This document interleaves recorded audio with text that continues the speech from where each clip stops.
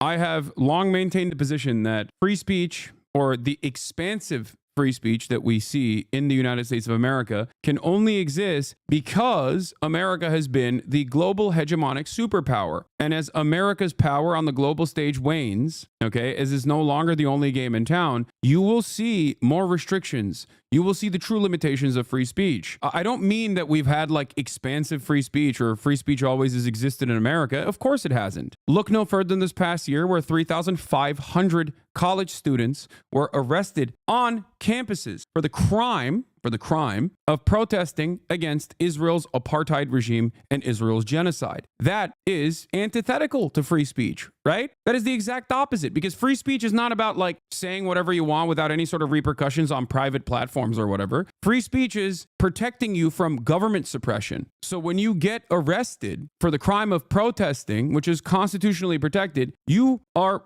experiencing that immediate violation. What are you going to do if you get censored? I mean, I'm a leftist. That is always a possibility. That's something that I've thought about and had to actively think about my entire career. There's not much I can do about that. The reality of the matter is, any sort of anti-capitalist sentiment, no matter how non-radical it appears, okay, no matter how normal it appears, actually, the more normal it appears, the worse, honestly, the more dangerous, is always going to be threatening to the bottom line of our corporate oligarchs. So there is always going to be some semblance of suppression. BDS laws that have made it illegal to protest Israel is a direct violation of First Amendment rights in this country. And yet they've existed in perpetuity, right? Boycott, divestment, and sanctions on the state of Israel. In the state of Texas, for example, if you want to be a public school teacher, you have to sign a piece of paper that says you'll never boycott Israel. You'll never demand sanctions on Israel. You'll never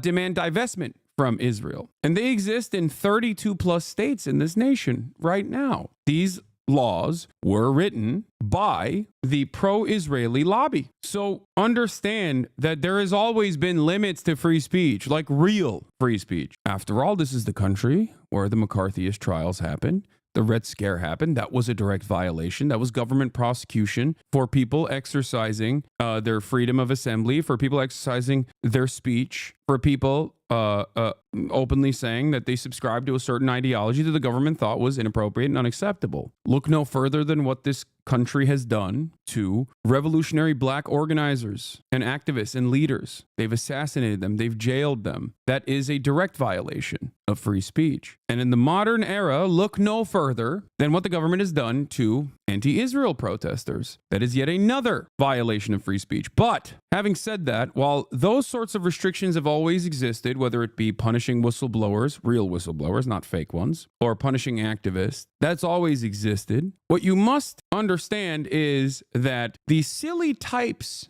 of free speech restrictions that you hear about in like China, for example. Oh, you can't compare Xi Jinping to Winnie the Pooh. That kind of stuff, those kinds of restrictions had not existed in the United States of America. And part of the reason why they had not is because America is so powerful that those sorts of silly things, that level of control, that level of censorship was never seen as a necessity. It's not even true, by the way. It doesn't matter.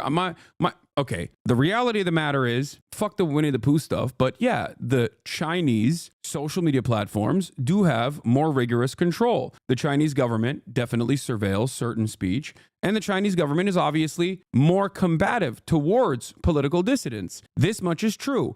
In the United States of America, there are still obviously criminal penalties that apply for people exercising their First Amendment rights. Absolutely. In direct violation of the First Amendment, obviously. But the permission structure is like the bandwidth for it, and the permission for what you can and can't say is far more expansive.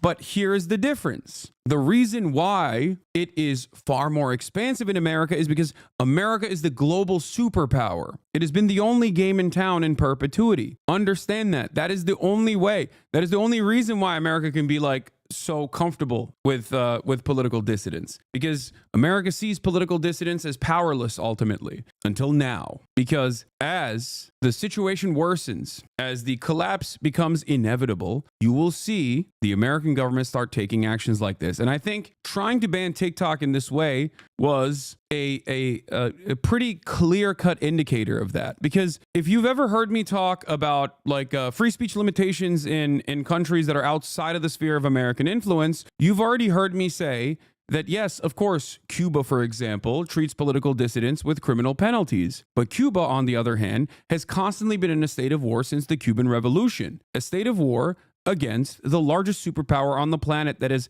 unjustifiably placed Cuba under a blockade, a country that consistently tries to interfere in the politics of Cuba, right? So while I disagree with this on principle, while I disagree with any sort of limitation on free speech on principle, I do understand from a realistic perspective why certain states would apply certain restrictions to free speech. And those restrictions have existed in the United States of America in times of war, especially. Speaking out against any sort of war initiatives would land you in jail during World War I. That's why Eugene Debs actually went to prison. Speaking out against war in World War II also landed you in prison. Speaking out against war during Vietnam also landed you in prison. And speaking out against war right now, even though it is not a draft-style state violence in the same way that we have seen in Vietnam, you still see people experiencing criminal repercussions for it. So,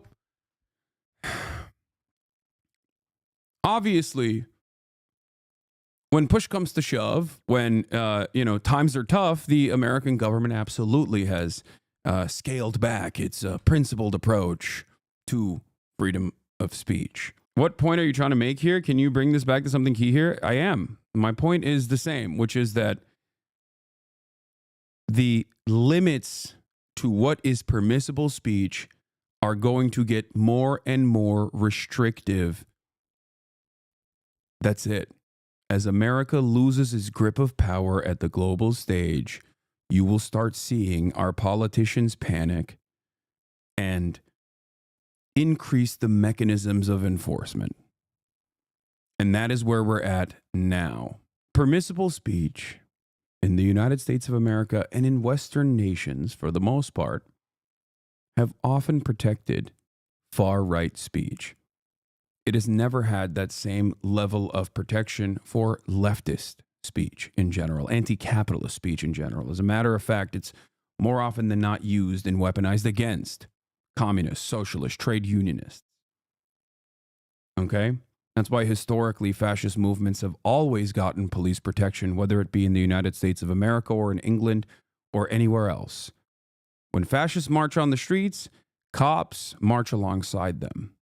When socialists fight back, the cops brutalize the anti-fascists. This happened under the first Trump administration as well, and it will certainly happen in the second Trump administration.